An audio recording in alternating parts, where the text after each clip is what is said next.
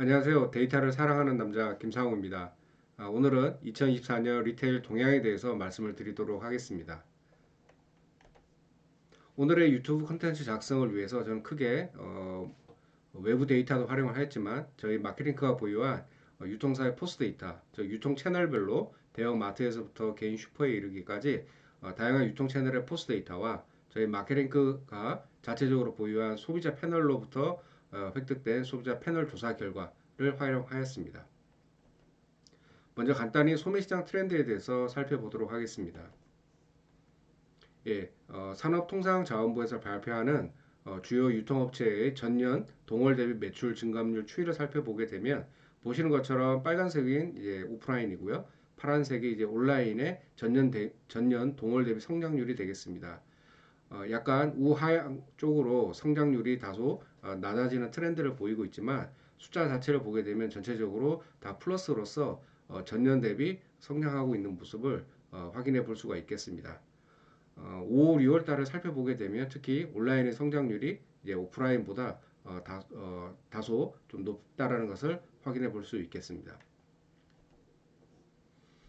저희가 이제 오늘 말씀드릴 내용이 상반기의 데이터를 이제 근간으로 하다 보니까 이 상반기 2023년 상반기의 온오프 매출 트렌드를 먼저 살펴보게 되면 저희 마케링크가 보유하고 있는 FMCG (Fast Moving Consumer Goods) 카테고리에 대한 시장 규모가 약 33.5조 정도로서 전년 대비 한 1% 정도 성장한 것을 확인해 볼 수 있겠습니다. 또한 온라인의 전년 동기 대비 성장률은 7.2%로서 오프라인보다 성장률이 훨씬 높은 것을 또한 확인해 볼 수 있겠습니다. 오프라인의 유통 대표 키워드로 보게 되면 오프라인 공간을 항상 고민하는 문제가 예전에는 그러한 테넌트부터 해서 고객들이 원스톱 쇼핑을 추구할 수 있는 그런 형태로 매장을 많이 구성을 했었는데요. 쇼핑 패턴이 많이 변화가 되었죠. 그래서 이제 오프라인의 유휴 공간이 많이 이제 예전보다 많이 생기게 됐는데 그러한 유휴 공간을 활용한 고객들이 방문을 유도할 수 있는 그런 매력적인 어떤 장소로서의 변모 이러한 것들이 많이 보이고 있습니다. 또한 온 오프라인의 통합 시너지 그리고 옴니 채널의 중요성이 지속적으로 나타나고 있습니다. 온라인 유통 대표 키워드를 살펴보게 되면 요즘은 이제 유튜브라든지 이런 어떤 영상 기반의 콘텐츠와 이제 협업해서 마켓을 확대하는 그런 어떤 전략들을 살펴볼 수가 있었겠고요. 또한 이제 고객과 직접 소통하는 다이렉트 컨슈머 시장이 또한 성장하고 있는 온라인의 유통 대표 키워드가 되겠습니다.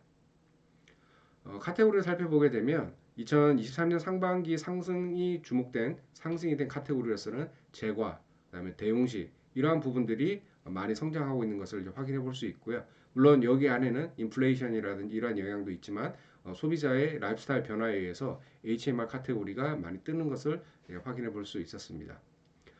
반대로 상반기에 이제 그 하락이 된 카테고리를 살펴보게 되면 전통적으로 저희가 그 중요시 유통사에서 중요시 생각하는 이런 주류 카테고리의 매출이 다소 빠진 것을 이제 확인해 볼 수 있겠고 주목할 만한 트렌드이고요. 유통 채널 레벨로 봤을 때는 대형 마트에서부터 온라인까지 살펴보게 되면 대형 마트의 경우에는 최저가 상품 수요가 늘어나며 구매 건수가 이제 크게 늘어났습니다. 통상적으로 저희가 대형 마트를 한번 방문한 고객의 객단가를 한 3만 5천 원에서 한 4만 원 정도로 보게 된다면 통상 저희가 한 2천 원짜리 내외의 상품을 구성했을 때 한 번 쇼핑할 때 10개 정도 이제 구매 품목이 이제 발생을 하게 되는데요. 그러한 구매 건수가 좀 더 이제 늘어나는 것을 대형마트에서는 확인해 볼 수 있겠습니다. 체인 슈퍼 SSM 같은 경우에는 전통적으로 대형마트와 편의점 사이에서 뭐랄까요 쇼핑의 이유, 방문해야 되는 이유를 찾아야 되는 그런 어떤 어려운 채널이기도 한데요. 최근에 어쨌든 상반기 동향을 살펴보게 되면 뭐 이마트에서는 자연주의를 새로운 매장으로 저희가 트라이얼을 한다든지 그다음에 PB 상품을 도입하고 역시 이제 간편식 전문 매장, 근거리 장보기 등에 대한 전략 등이 나타나고 있는 것을 확인해 볼 수 있겠습니다.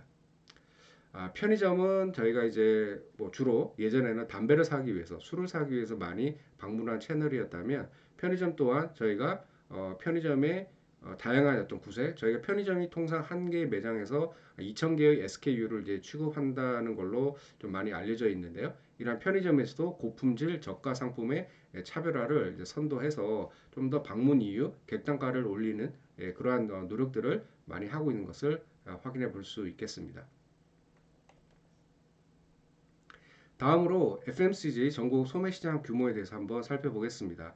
2023년 상반기의 경우에는 앞서 말씀드린 것처럼 전년 대비 소폭의 상승을 했습니다. 이러한 부분들에 있어서는 인플레이션이라든지 이러한 영향도 있겠지만 저희가 코로나 이후에 어쨌든 저희가 이제 그러니까 FMCG 카테고리가 조금씩 회복되고 있는 것을 이제 확인해 볼 수 있겠는데요. 그 FMCG 카테고리를 식품과 비식품으로 나눠 보게 되면 전년 대비 식품은 1.3% 정도, 비식품은 마이너스 2.2%로서 확실히 비식품 같은 경우에는 온라인 쇼핑 채널로서 많이 계속 이동하고 있는 것을 확인해 볼 수 있겠습니다. 어, 저희가 마케팅크가 보유하고 있는 다양한 유통 채널의 데이터를 살펴보게 되면 대형 마트에서부터 이제 일반 슈퍼까지 성장률을 살펴보았을 때 대형 마트는 플러스 3.6% 정도, 체인 슈퍼는 1.3%. 반대로 이제 일반 슈퍼는 2.8% 정도 이제 감소한 것을 이제 알 수 있겠습니다. 이러한 모습들은 코로나 기간 동안에 저희가 대형 개인 슈퍼라든지 그다음에 식자재 마트의 성장률이 크게 나타났다면 그 이후로는 다시 좀 뭐랄까요 일반 슈퍼의 성장률이 다소 낮게 나타나는 것을 로 유추해 볼 수 있겠습니다. 카테고리로 살펴보게 되면 X축이 전체적으로 시장 판매액이고요. Y축이 이제 성장률입니다. 보시는 것처럼 제과와 음료, 대용식은 시장 사이즈도 크고 성장률이 플러스인 그런 카테고리가 되겠고요. 반대로 주류 같은 경우는 시장 사이즈는 크지만 성장률은 마이너스로 나타나는 카테고리가 되겠습니다. 시장 규모 및 성장률을 살펴보게 되면 가공식품에서도 제과, 음료, 대용식의 성장률이 전년 대비 2% 정도 이상으로 나타났고 주류는 마이너스 7.5% 정도로서 시장이 약간 감소한 것을 확인해 볼 수 있겠습니다. 가공육, 그다음에 계란, 두부, 콩나물을 살펴보게 되면 가공육의 경우에는 1%, 계란 같은 경우는 마이너스 1.3%, 두부 콩나물도 플러스 1.2%의 성장률을 보이고 있습니다. 즉 서술한 바와 같이 코로나 이후 온프라미스 시장 내 이제 주류 소비가 증가하며 내식용 주류 매출이 이제 감소하는 트렌드를 또한 보이고 있다고 유추해 볼 수 있겠고요. 예전에 코로나 때는 뭐 혼술이라든지 집안에서의 알코올 소비가 많았다면 코로나 엔데믹 이후에는 확실히 가구 내에서의 주류 소비가 좀 줄은 것으로 확인해 볼 수 있겠습니다. 앞서 말씀드린 제과, 대용식, 주류에 대해서 조금 데스크 리서치를 해봤는데요. 제과의 경우에는 작년 이제 제로의 키워드가 음료 시장에 적용했다면 2023년에는 이제 제과 시장에도 이러한 형태로 이제 제과 시장에도 이제 적용이 됐고 또 이제 K 과자, K 스낵 이런 열풍이 또한 의에 의해서 제과가 성장하고 있는 것을 확인해 볼 수 있겠습니다. 대용식 저희가 이제 HMR로 이제 많이 표현하긴 하는데 대용식의 경우에는 불황으로 인해 초저가 상품과 가성비에 집착하면서도 외식 횟수를 줄이되 한 번을 먹더라도 제대로 먹자는 가치와 프리미엄 상품을 이제 지속적으로 찾는 것을 이제 확인해 볼 수 있겠고요. 대용식을 포함한 이런 HMR 홈밀 리플레이스먼트 카테고리는 향후 조금 더 성장의 여력이 있는 것으로 생각이 됩니다. 주류의 경우에는 전통적인 소주, 맥주의 시장에서 저희가 최근 젊은이들 사이에 많이 이제 음용하고 있는 그 하이볼 이런 형태의 또한 이제 주류 문화가 많이 나타나고 있는데요. 이러한 영향에 의해서 주류의 소비 주류 내에서의 뭐랄까 종류의 다양화는 계속 나타날 것으로 보이고요. 반면 전통적인 어떤 소주와 맥주의 소비량은 앞으로도 조금씩 줄어들 것으로 예상이 됩니다. 저희 이제 소비자 패널 분석을 통해서 그러면 1년 전 대비 구입 횟수, 구입량의 변화에 대해서 설문조사를 해봤는데요. 보시는 것처럼 간편식, 반찬류, 즉석밥, 음료, 냉장 가공식품 같은 경우에는 전년 대비 증가했어요 라고 응답하는 비율이 높게 나타났고 감소한 카테고리로서는 화장품이라든지 헤어 바디용품, 즉 헬스 앤 뷰티 쪽이 많이 감소한 것을 확인해 볼 수 있겠습니다. 제가 데이터는 확인해 보진 않았지만 올리브영이라든지 이런 어떤 그 화장품 전문몰 전문 화장품을 전문으로 하는 그런 어떤 카테고리 킬러라든지 하는 어떤 그 유통 산업 쪽에서는 매출의 성장률이 조금 다소 어렵지 않았을까 그렇게 유추가 됩니다. 네, 다음으로 또한 이제 1년 전 대비 구입 채널의 변화를 한번 살펴보았습니다. 온라인 구입 증가가 많이 온라인에서 많이 구매를 했다라고 표현이 되어 있는 차트를 볼 수가 있는데요. 온라인과 그다음 매장, 오프라인 구입이 모두 증가한 카테고리로서는 앞서 말씀드린 것과 거의 동일하게 예, 보시는 것처럼 짙은 파란색이 온라인 구입 증가인 거고요. 그다음에 매장 구입이 증가한 거는 약간 파란색 계열, 여튼 파란색 계열이라고 볼 수가 있는데 이 두 형태가 동일하게 보시는 것처럼 간편식, 즉석밥, 음료, 냉장 같은 경우에는 온라인 구입 증가가 좀 더 높게 나타났고요. 주류나 그다음에 비가공, 농축 수산물 경우에는 오프라인의 비중이 조금 더 온라인에 비해서 늘어난 것을 확인해 볼 수 있겠습니다. 반대로 온라인 구입은 증가했으나 매장 구입은 감소 추세인 카테고리로서는 생활용품, 화장품, 헤어 및 바디용품에 의해서 이런 카테고리에서 주로 나타난 것을 확인해 볼 수 있겠습니다. 다음으로는 간단하게 유통업태별 전망에 대해서 말씀을 드리도록 하겠습니다. 먼저 대형마트입니다. 전체적으로 저희가 이마트가 한 150개 매장 되나요? 그다음에 홈플러스 롯데마트가 각각 한 140개 매장으로 제가 기억이 되는데 전체적으로 우리 대형마트 3사를 보게 되면 식품 중심, 그다음에 뭐랄까 디지털 익스피리언스, 아니면 점포 체험형 매장으로 리뉴얼이 강화되고 있습니다. 올해 진행됐던 이제 리뉴얼 중에서는 저는 이제 기억에 남는 거는 이제 롯데마트의 제타플렉스가 이제 뭐랄까 새롭게 단장을 해서 했고요. 또한 홈플러스의 메가푸드마켓 그러니까 뭐랄까 식품 중심으로의 매장을 구성함으로 해서 고객에게 그러니까 본질인 거죠. 대형마트에서의 다양한 어떤 식품 이러한 부분들에 대해서 강화하고 체험 맛이라고 하는 게 이제 체험이니까요. 그러한 부분들에 의해서 즐거움을 전달하는 그러한 형태로 계속 지속적으로 강화하고 있는 모습을 확인해 볼 수 있겠습니다. 두 번째로는 이제 PB 상품입니다. 이제 PB는 어떻게 생각하면 뭐랄까 내셔널 브랜드에 대응하기 위한 대형 마트의 어떤 뭐랄까 소비자들을 가격으로 뭐랄까 그 유입하기 위한 하나의 어떤 그 카테고리 전략 중에 하나인데요. 이러한 어떤 PB 상품은 지속적으로 유통사가 고민하고 양질의 뭐 가성비를 내세우는 그런 어떤 상품들로서 고객들한테 불황을 타겟하는 어떤 마케팅 수단으로도 많이 사용이 될 거고 되었고 앞으로도 많이 될 것으로 예상이 됩니다. 또한 세 번째는 이제 멤버십입니다. 로열티 프로그램 강화인데요.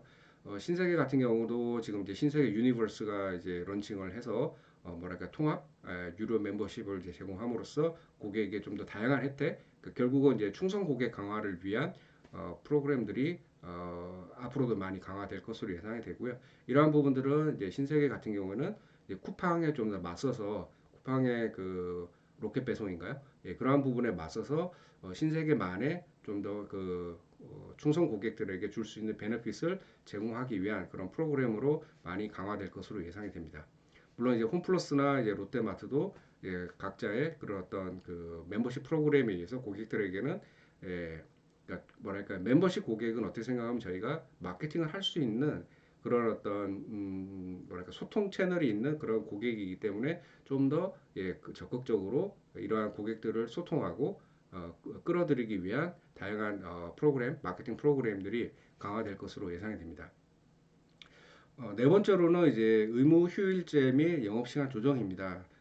지금 이제 뭐랄까요, 저희가 2주에 한 번씩 대형마트 경우에는 이제 영업을 못하게 되어 있죠. 이러한 부분들이 원래의 취지에는 어떤 소상공인들과의 어떤 뭐 상생 이러한 부분들에 의해서 많이 어필이 됐었는데 향후에는 이러한 부분들이 조금 뭐랄까요, 완화되는 그런 경향이 볼 수 있을 것 같습니다. 그 얘기는 뭐냐면 고객들이 조금 더 대형마트를 주말에 이용할 수 있는 그런 기회가 이제 많아질 것으로 예상이 되고요. 그래서 이제 주말에 주말 쇼핑을 하는 고객들을 대상으로 한 어떤 영업 전략들이 많이 2024년도에는 강화될 것으로 예상이 됩니다. 네, 여기에는 이제 기술하진 않았지만 최근에 저희가 이제 대형마트의 그 변화를 살펴보게 되면 요번에 최근에는 예, 이마트와 이마트24 에브리데이가 이제 하나의 회사로 또 이제 변모를 할 것으로 예상이 되고 또한 그 대표님도 이번에 새로 이제 바뀌신 걸로 알고 있습니다. 그래서 좀 더 뭐랄까요 그 고객들에게 어, 각자의 브랜드 그러니까 뭐랄까 이마트, 홈플러스, 롯데마트 홈플러스는 홈플러스 익스프레스가 있고요.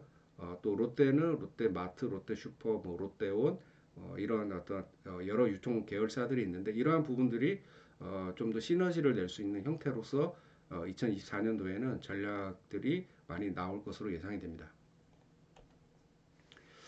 다음은 이제 편의점입니다. 편의점이 지속적으로 이제 성장을 하고 있죠. 예전에는 정말 무섭게 그 점포수 성장을 할 때만 하더라도 과연 우리나라에서 적정 뭐 편의점 수가 몇 개냐 이런 부분들에 대한 그 논란 내지는 논의도 많았었는데 제가 생각에는 이제 그런 의미는 더 없는 것 같습니다. 앞으로 더욱더 다양한 형태로서 편의점은 더욱더 이제 발전할 성장할 것으로 예상이 되고 있고요.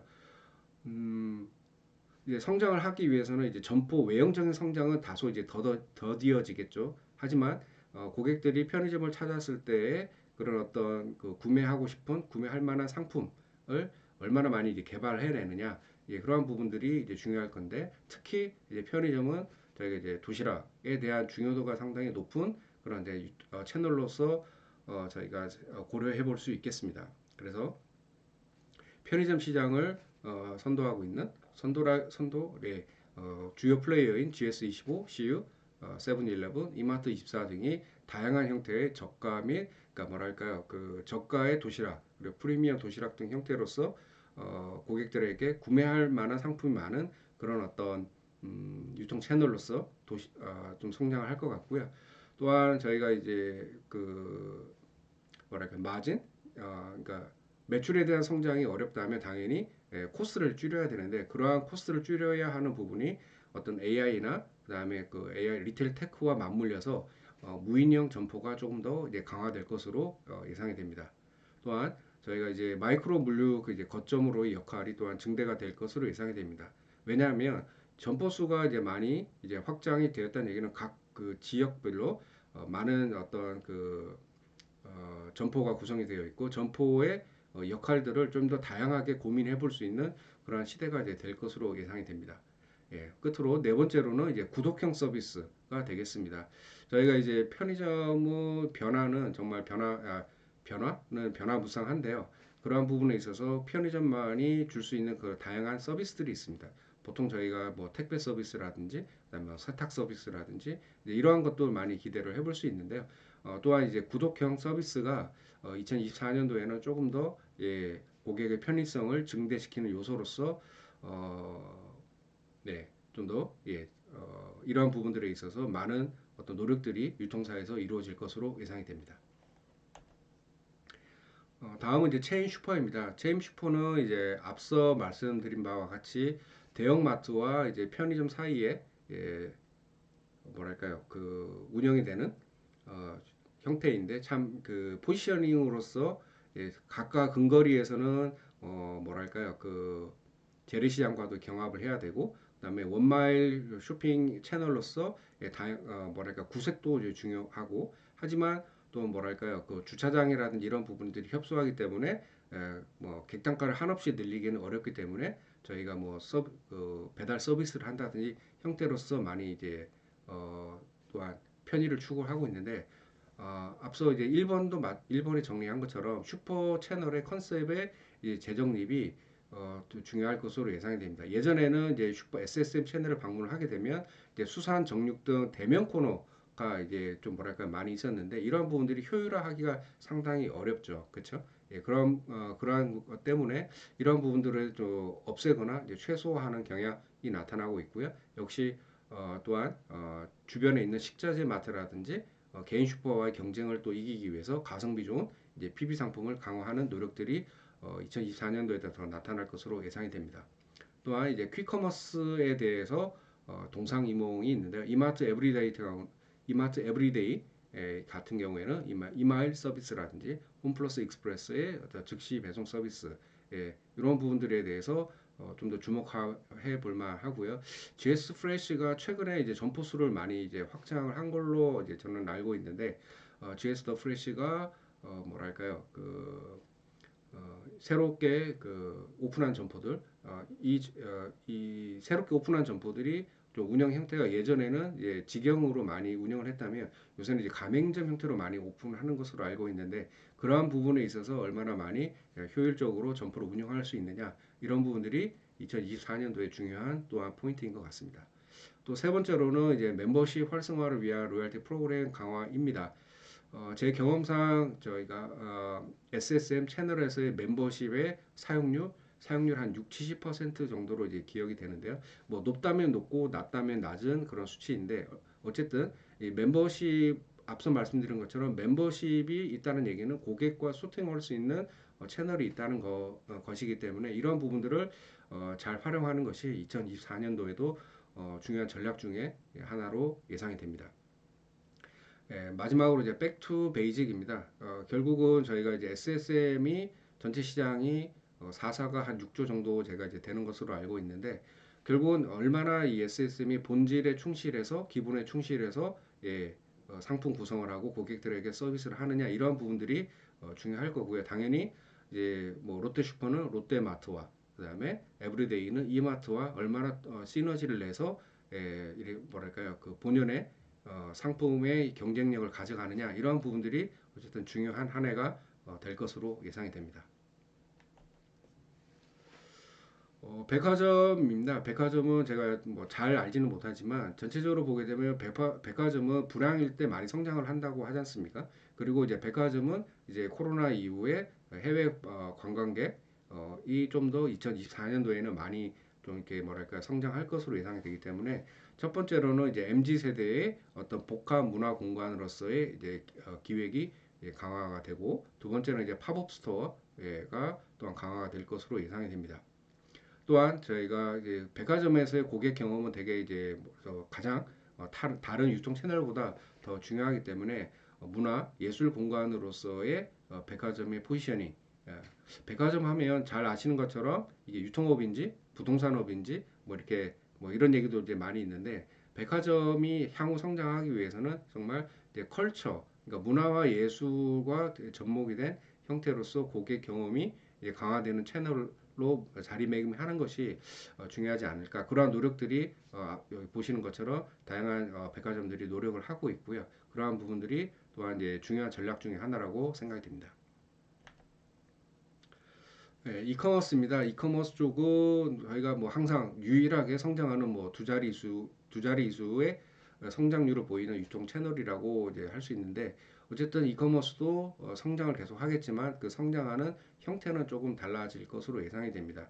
뭐 네이버와 이제 쿠팡은 또 이제 전면전이 올해도 이제 됐었고 내년에도 좀 더 치열하게 이제 싸울 것으로 예상이 되고요. 그러한 부분들이 소비자들에게 보다 나은 서비스와 좋은 상품으로서 돌아왔으면 좋겠습니다. 또한 이제 라이브 커머스가 저희가 이제 주목할 만한 또한 어떤 그 채널 판매 형태인 거죠. 기존에 저희가 전통적으로 이제 상품을 파는 형태는 온라인에서는 고객들이 사이트를 방문해서 검색을 해서 어떤 상품을 구매하는 형태라면 라이브 커머스에서 저희가 이제 뭐랄까요 그 쇼 호스트들이 상품을 장점을 극대화해서 설명을 하고 하는 부분들을 통해서 좀 더 라이브 커머스가 뭐랄까 고객과의 소통하는 채널 형태로서 판매가 많이 또한 이루어질 것으로 예상이 됩니다. 올해 이제 마켓컬리를 살펴보게 되면 저희가 이제 IPO를 이제 철회하는 했었죠. 근데 역시나 이제 마켓컬리나 이제 오아시스 이런 회사들이 전문몰로서 성장을 좀 더 이루어냈으면 좋겠고요. 저는 이제 마켓컬리가 이 시장에서 좀 더 뭐랄까 성장을 하기를 응원을 많이 하고 있습니다. 그 이유가 뭐냐면 이러한 마켓컬리 같은 회사들이 이제 뭐 성장을 해야 다양한 고객 경험들을 저희가 경험해 볼 수 있고 좀 더 건전하게 유통사들이 경쟁을 통해서 성장을 할 수 있다라고 믿는 사람이기 때문에 다양한 마켓컬리나 오아시스라는 회사들이 좀 더 많이 성장을 하고 할 수 있도록 좀 뭐랄까 응원도 하고 잘 됐으면 하는 마음도 있습니다. 네 번째로 이제 새벽 배송입니다. 새벽 배송에 대해서는 어쨌든 이제 쿠팡이 잘 로켓프레시 등에 의해서 성공적으로 이 사업을 진행해 왔고 많은 경쟁사들이 어, 따라하려고 내지는 벤치마킹을 통해서 더 나은 형태로 이제 하려고 했는데 솔직히 이제 쉽지는 않죠. 그래서 어쨌든 새벽 배송에 대한 부분들은 예, 새벽 배송에 대한 부분들은 뭐랄까 2024년도에도 고민해봐야 되는 그런 어떤 전략 중에 하나인데요. 어쨌든 효율적으로 어쨌든 운영하기 위한 다양한 어떤 우리가 말하는 풀필먼트라든지 그런 형태가 보강이 되어야지만 할 수 있는 그런 어떤 오퍼레이션 형태가 아닌가 그런 생각이 들고 그렇기 때문에 새벽 배송에 대해서는 저희가 2024년도에도 계속 성장하는 어떤 뭐랄까요 판매 형태라고 저는 생각이 듭니다. 예, 다음으로는 이제 농수축에 대해서 좀 더 이제 살펴보도록 하겠습니다. 저희가 최근 마켓링크가 다양한 유통 데이터를 가지고 시장 상황, 시장을 설명드리고 저희 고객사분들에게 설명을 드리는데요. 최근에는 이제 농협 카드라든지 농협 은행, 기타 다른 또한 파트너사들과 이런 다양한 데이터를 협업 관계를 유지를 하고 있는데 최근에는 이제 농협 카드 쪽과 저희가 파트너십을 맺었습니다. 그래서 저희가 좀 더 다른 관점에서의 유통 데이터를 이제 보여드릴 수 있는 그런 기회가 생겼는데요. 농협 카드 데이터를 이제 분석한 결과에 의하면 전체적으로 저희가 이제 농수축과 관련된 사업체 수를 보게 되면 예, 정육점, 횟집, 야채 첨가점 이렇게 사업체 수가 형성되어 있는 것을 5만 3천 개에서 5만 4천 개로 늘었네요. 예, 전체적으로 보면 예, 사업체 수가 예, 전년 2분기 대비 조금씩 성장해 가는 것을 이제 확인해 볼 수 있겠습니다. 객단가적인 측면에서는 정육점은 조금 떨어졌고요. 횟집이나 야채청과 친환경 쪽에서는 조금씩 예, 성장하고 있는 것을 알 수 있겠습니다. 객단가가 올랐다는 얘기는 저는 이제 이 많은 부분들이 인플레이션에 의해서 객단가가 오르지 않았나 예, 그런 생각을 좀 하고 있습니다. 주요 이제 그 결제 건수에 대한 성장률을 이제 보게 되면 예, 왼쪽 그래프를 보시면 예, 분홍색이 이제 정육점이고요. 이렇게 녹색 부분이 야채 첨가입니다. 야채 첨가의 결제 건수가 이렇게 늘어나는 것을 이제 확인해 볼 수가 있고요. 그만큼 근거리에서의 어떤 쇼핑의 횟수가 많이 늘어나는 것을 이제 확인해 볼 수 있겠습니다. 결제 금액적인 면에서는 보게 되면 최근에 예, 그 횟집 같은 경우를 이제 보게 되면요. 예, 이렇게 많이 이제 성장을 증가하는 것을 이제 알 수가 있겠죠. 저희가 이제 그 후쿠시마 오염수에 의해서 어떤 횟집이나 그런 부분에서 영향에 대해서도 뭐랄까요, 그 많이 분석을 하게 되는데 데이터적으로 봤을 때는 전체적으로 횟집에서의 어떤 결제 건수나 성장률을 보게 되면 어, 그렇게 큰 영향을 받지는 않은 것 같습니다. 자, 좀 더 자세한 분석은 좀 더 해봐야겠지만 저희가 데이터적으로 봤을 때 물론 이제 임팩트는 있는 거는 확실히 이제 보이는데 뭐랄까요 드라마틱하게 뭐랄까요 그 숫자가 임팩트를 받는다든지 하는 형태는 아닌 것 같습니다. 지역별로 이제 한 분석을 해봤습니다. 왼쪽 그림을 보시면 X축은 이제 횟집의 어떤 객단가고요. Y축은 이제 정육점에 대한 이제 객단가입니다. 보시게 되면 관광지, 제주도나 강원도 이런 쪽 같은 경우에는 횟집의 객단가와 정육점의 객단가가 상당히 이제 높죠. 예, 관광지 영향이 있는 것 같습니다. 그 다음에 야채 첨가와 친환경에 대한 지역별을 보게 되면 또한 이제 제주도 같은 경우에는 객단가가 상대적으로 예, 높고 서울이나 이런 쪽은 서울, 경기, 대구 이쪽은 상대적으로 이제 저렴하다는 것을 예, 확인해 볼 수 있겠습니다. 즉 지역별로도 조금씩 이제 편차가 있는데요.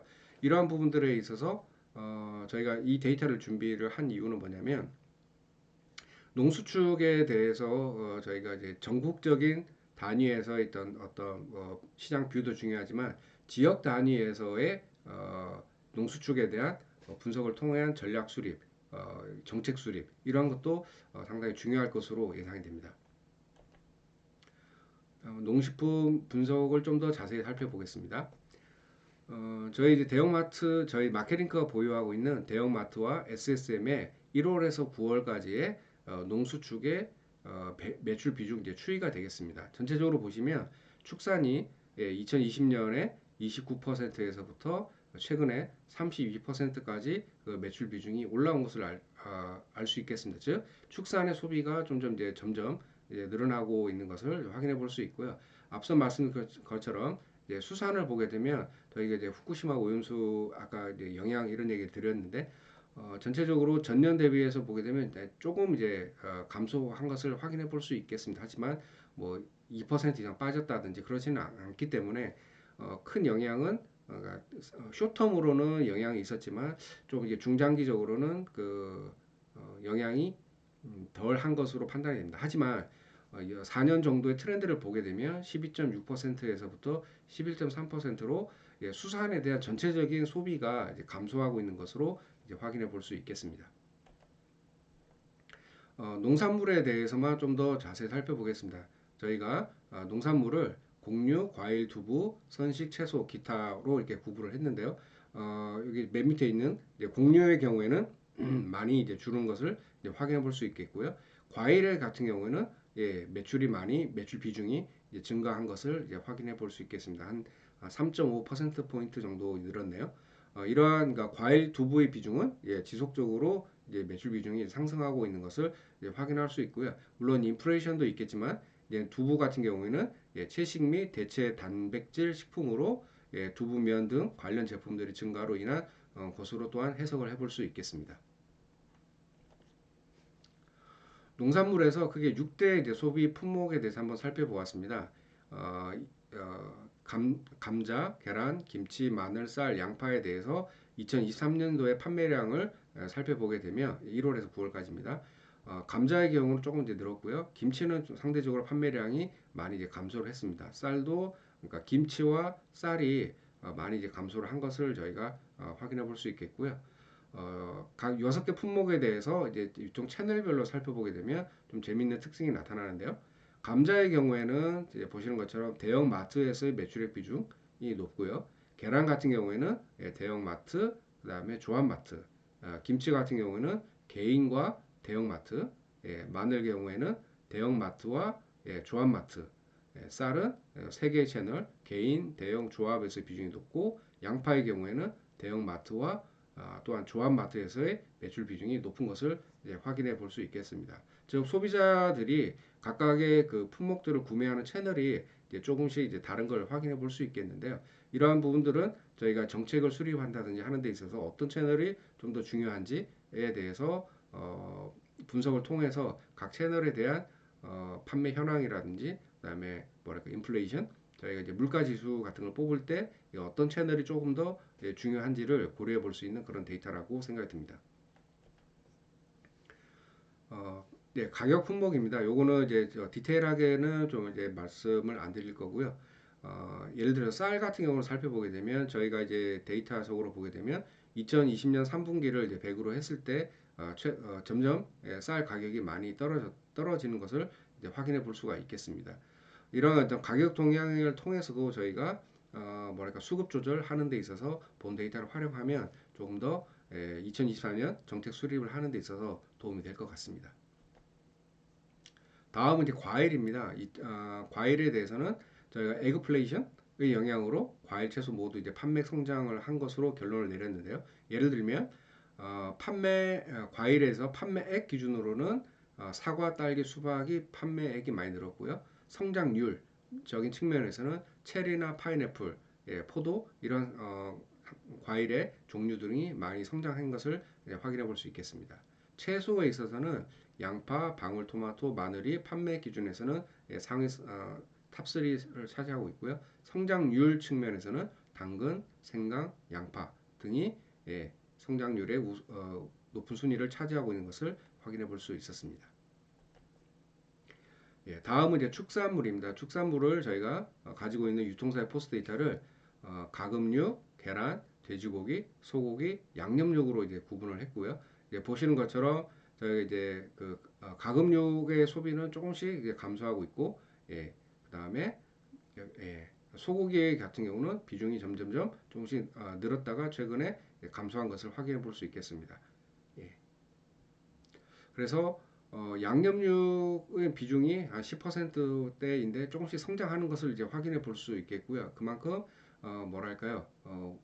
축산물은 보통 이제 원물 형태로서 많이 이제 소비가 되는데 양념육의 비중도 조금씩 이제 양념육의 소비 트렌드도 소비도 조금씩 늘어나고 있는 것을 이제 확인해 볼 수 있었습니다. 품목별 매출 변화입니다. 소고기 같은 경우는 매출 비중이 43%에서 42%로 성장률이 0.5%포인트가 되겠고요. 그 다음에 0.5%이고요. 돼지고기 같은 경우는 31%에서 32%로 변화율은 성장률은 이제 8% 정도가 되겠습니다. 즉 돼지고기의 성장률이 조금 더 이제 높게 나타나고 있고요. 돼지고기의 경우에는 소고기와 달리 또한 이렇게 유통 채널이 조금씩 중요도가 조금씩 다른 걸 확인해 볼 수 있겠습니다. 소고기는 대형마트가 저희가 이제 모니터링하는 채널에 있어서 제일 이제 비중이 높게 나타났고요. 돼지고기의 경우에는 오히려 요 채널이죠. 네 번째니까 슈퍼마켓에서의 비중이 조금 더 높게 나타났습니다. 즉 슈퍼마켓이라고 하는 게 근거리 쇼핑이지 않습니까? 그렇죠? 그렇기 때문에 그날 장보기 어떤 그 카테고리로서 중요한 상품이 카테고리가 축산물이다. 이렇게 또 이해를 해볼 수 있겠습니다. 저희가 이제 모니터링하고 있는 소고기 주 구매 채널에 대한 이용 이유입니다. 예를 들어서 소고기를 대형마트에서 구매한다라고 했을 때 그 이용 이유로는 편리한 장보기, 품질, 판매 가격 이러한 내용들이 요소들이 이제 중요하다. 중요하기 때문에 대형마트를 이용한다라고 평가를 해주시고 계시고요. 돼지고기의 경우에는 예를 들어서 아까 말씀드린 슈퍼마켓을 보게 되면 접근이 용이하고 편리한 장보기, 그다음에 판매 가격이 저렴하다. 이러한 요소들이 돼지고기를 슈퍼마켓에서 구매하는 요인이다. 이렇게 이해를 할 수 있겠습니다. 다음은 이제 수산물입니다. 수산물을 하면 역시나 이제 후쿠시마 오염수의 영향이 얼마나 있느냐 이러한 부분들에 대한 이제 궁금증이 가장 높은 것 같습니다. 그래서 일반 수산물 경우에는 보게 되면 2022년 대비 2023년에 비중이 1.7% 포인트 정도 이제 감소한 것을 확인해 볼 수 있겠고요. 이러한 것들을 내용들을 품목별로 보게 되면 선어는 큰 영향이 없고 연체 갑각류에서의 매출 비중이 성장률이 마이너스 6.3%로서 제일 낮은 것을 확인해 볼 수 있겠습니다. 저희가 이제 1분기에서 3분기 사이에 그 판매액의 변화를 본 건데요. 기억하실지 모르겠지만 후쿠시마 오염수 한참 나왔을 때 굵은 소금이 매출이 사재기라고 해야 되나요? 그런 영향에 의해서 많이 올라갔던 것도 기사화 됐었는데요. 2023년에 판매 기준으로 봤을 때는 김, 오징어, 새우와 같은 품목들이 판매액이 높게 나타났고 성장률적인 측면에서는 굵은 소금, 명태, 김 이 세 가지 수산물에서의 카테고리가 성장률이 높게 나타났습니다. 김이나 굵은 소금 이런 것들은 후쿠시마 오염수 영향에 의해서 좀 뭐랄까요 성장이 많이 한때 좀 증가한 그런 상품으로 생각해 볼 수 있겠습니다.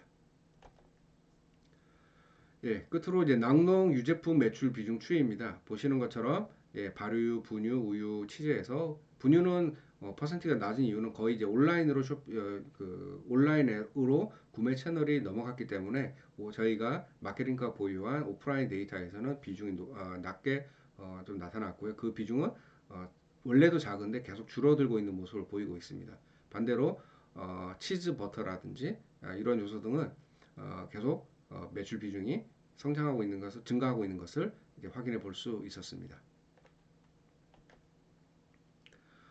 유제품 소비 동향 채널별로 보게 되면 우유와 발효유, 치즈를 보게 되면 대형 마트에서는 치즈의 그 매출 비중이 가장 높게 나타났죠. 반대로 우유 같은 경우는 일반 슈퍼의 비중이 상당히적으로 높게 나타났습니다. 따라서 이러한 품목별 어떤 뭐랄까요 매출 변화를 보게 되면 판매량이 우유, 발효, 치즈가 이제 많이 감소를 했고 어떤 채널이 현재 기준에 오프라인에서 중요한지를 알 수 있는데 확실히 유제품의 경우에도 이제 쿠팡이나 어떤 뭐랄까요 그 온라인으로의 그 소비 온라인에서의 구매가 많이 이제 이루어짐으로써 오프라인에서의 매출 성장은 이렇게 보시는 것처럼 마이너스인 것을 이제 확인해 볼 수 있겠습니다. 예, 이거는 앞서 말씀드린 것처럼 주요 이제 품목에 대한 가격 상승 동향입니다.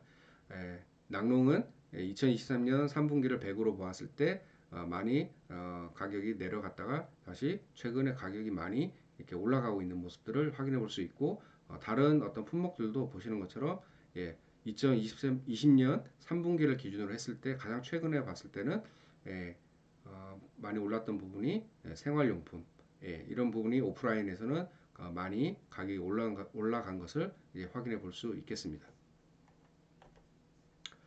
예, 끝으로 마지막 페이지입니다. 앞서 제가 그 말씀드린 여러 이제 유통 채널별 어떤 동향이라든지 그다음에 카테고리별 성장률 이런 어떤 숫자 데이터에 근거해서 말씀드린 내용들을 바탕으로 좀 이렇게 그 저희들이 생각하는 마케팅가 생각하는 시사점을 크게 네 가지 정도로 요약을 해 보았는데요.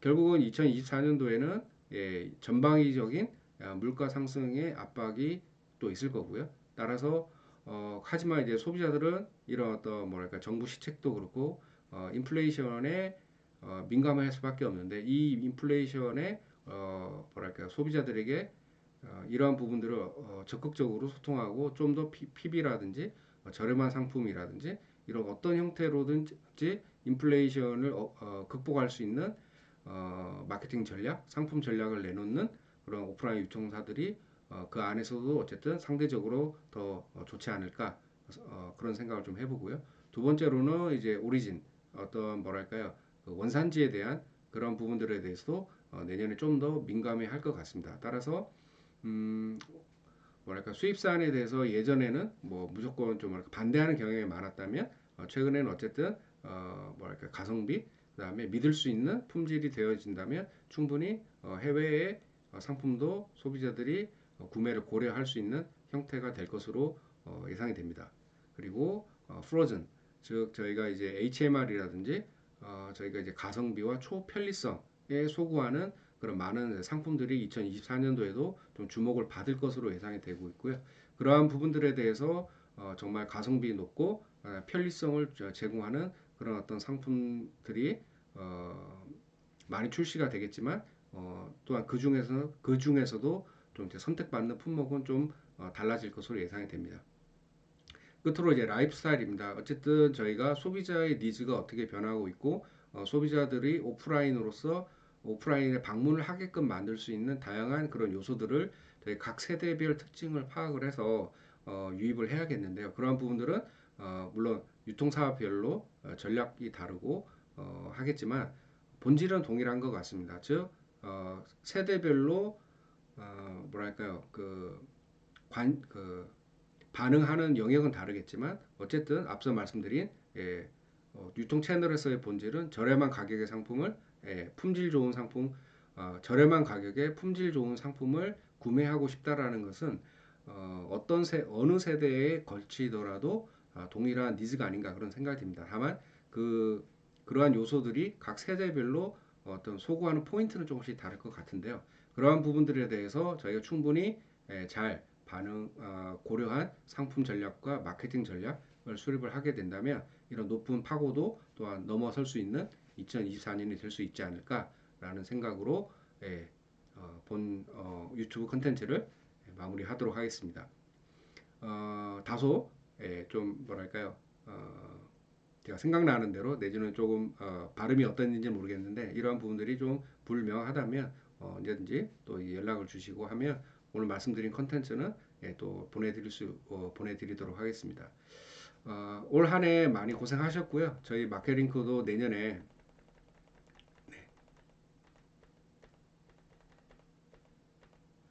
예, 저희 마케링크도 내년에 저희 유통시장을 좀 더 정확하게 그리고 정확하게 보여드릴 수 있는 다양한 데이터와 인사이트로서 또한 저희 고객사분들 그리고 시장에서 이런 데이터를 활용 잘하는 기업으로 성장할 수 있도록 더욱더 노력하도록 하겠습니다. 예, 2023년 마무리 잘 하시고요. 또 내년에 또 뵙도록 하겠습니다. 감사합니다.